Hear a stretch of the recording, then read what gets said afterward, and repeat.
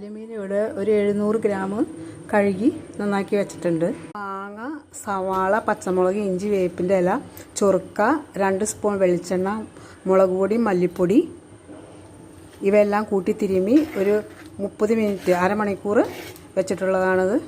ഇനി നമുക്ക് വരാലും മാങ്ങയും കൂടി തേങ്ങാപ്പാൽ ഒഴിച്ച് വെക്കാൻ പോവാണ്. ക്രിസ്മസ് സ്പെഷ്യലാണത്.